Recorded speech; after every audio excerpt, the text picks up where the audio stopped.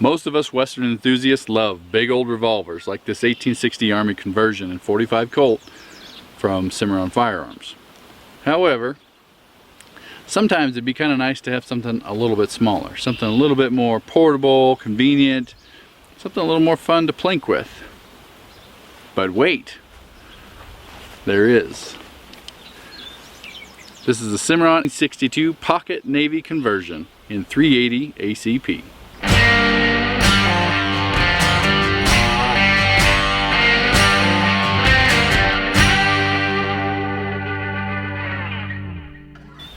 Hello folks, and welcome to the Adventure Cowboy channel. I'm Clayton Markser. In today's video we're going to be looking at this. The new Cimarron 62 Pocket Navy conversion in 380 ACP. As you can see, the Cimarron 62 Pocket Navy conversion is quite a bit smaller than its big conversion brother, the Cimarron 1860 Army conversion. The Cimarron 1860 Army conversion is in .45 Colt. And the Cimarron 62 Pocket Navy is in 380 ACP. Quite a difference. And this round, while it is small, is still a defense round. It's still used in lots of self-defense pistols, and it's actually fairly snappy. When Cimarron came up with the 62 Pocket Navy conversion, they were trying to reproduce similar pocket conversions from the 1860s. Originally, these little buggers were cap and ball revolvers, such as this one here. But in order to be able to use self-contained metallic cartridges, they had to convert them. And you can watch another video I have about conversion revolvers to understand that process. Now, some people probably are thinking, well, if they're building an authentic conversion revolver, why would they use a modern cartridge like a 380 ACP? Well, there's a few reasons for that, and I'm going to give you a couple of what my opinion is.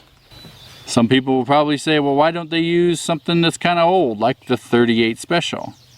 Well, there's a couple reasons for not using the 38 Special in this little revolver. Number one, it's too long for the cylinder.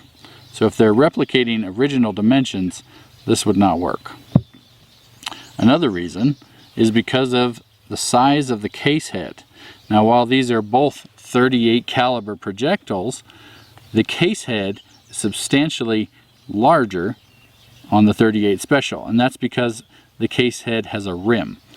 And I'll see if I can show you what the rim is here.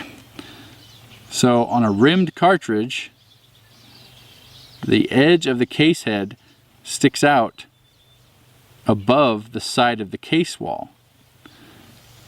On this 380 ACP, you'll notice that the rim of the case head is the same diameter as the case wall. So by using a rimless 380 ACP, they were able to put 5 cartridges into this little cylinder. If you tried to do the same thing with the 38 Special, the case rims would overlap and you'd never get 5 rounds into the same cylinder. So there's 2 reasons why they went with 380 ACP over something like a 38 Special or some obsolete cartridge that nobody can find to buy anywhere.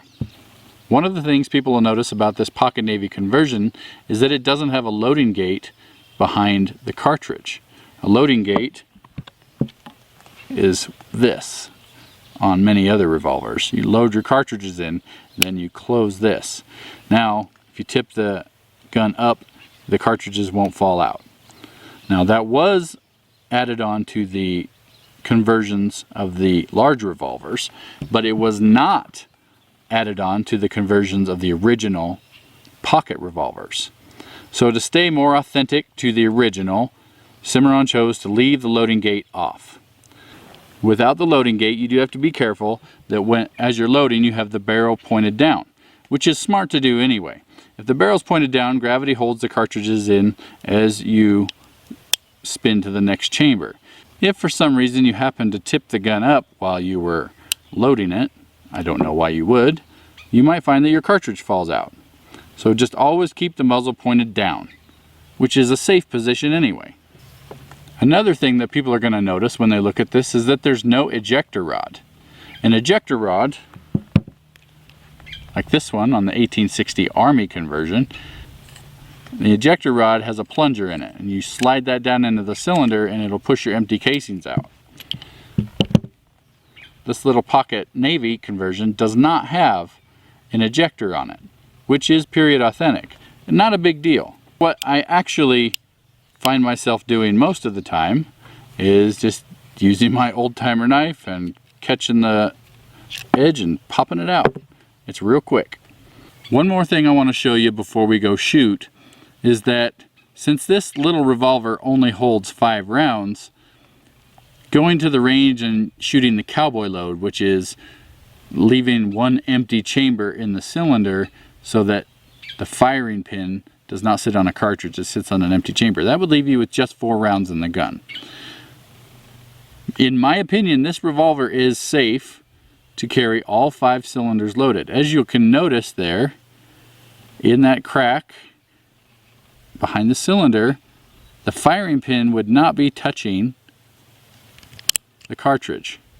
The hammer profile on the 62 pocket conversion looks similar to what it would have looked like in its cap and ball configuration without the firing pin jutting out. In the 62 pocket Navy conversion model, while the firing pin might not be perfectly authentic, it is pretty safe. The firing pin will jut forward into the primer of the case when the trigger is pulled all the way back. You can see the firing pin protruding there.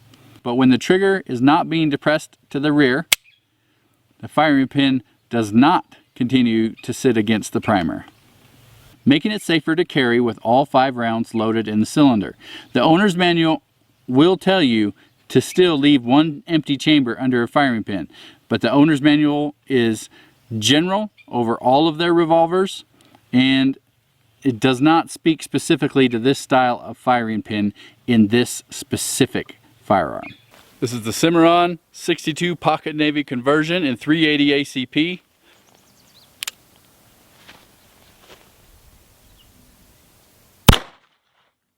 Shoots high.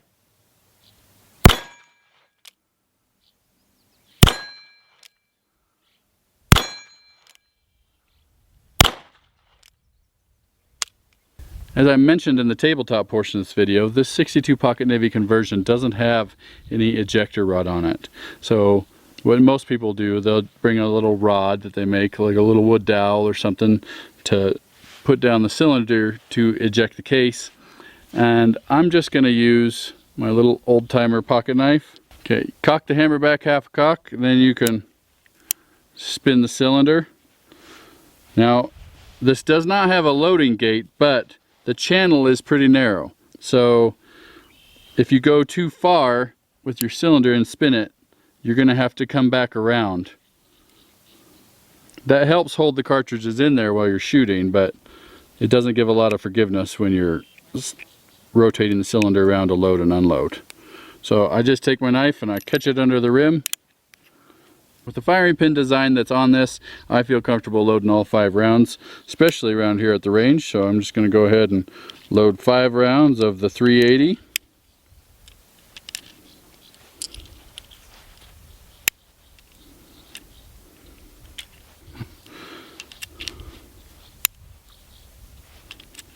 All right.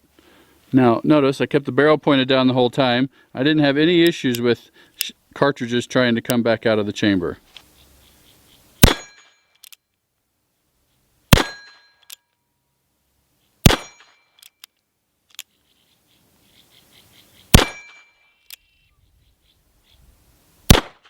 Oh, shot over that time. One thing I figured out with keeping the cartridges from falling out of here is don't walk around with it on half cock. After you have it on half cock to load it, it's pretty easy to have that cartridge line right up with the channel to where it could fall out. So as soon as you get done loading it, I would cock the hammer all the way back and set it down gently. And if you'll notice, now that I've done that and it's indexed, the cylinder's indexed where it should be, you can see the case head, but it can't fall out because it's just inside the rim of that channel.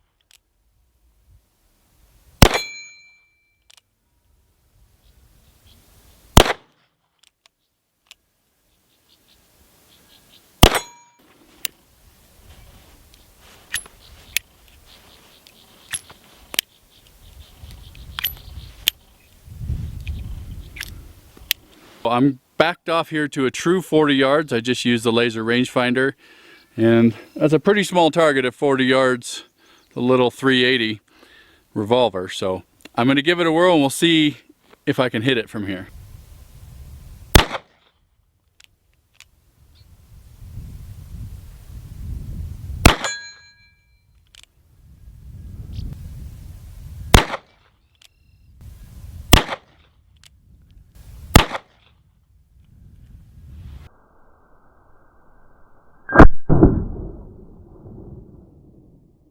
The first time I saw this 62 pocket Navy conversion was at SHOT Show in the Cimarron booth a few years ago.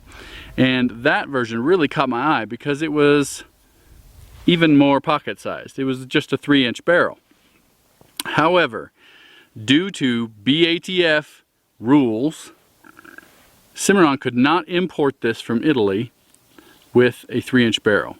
There's certain weight requirements that the ATF requires for little revolvers like this, and there was just no way that Cimarron could bring this in with the short barrel.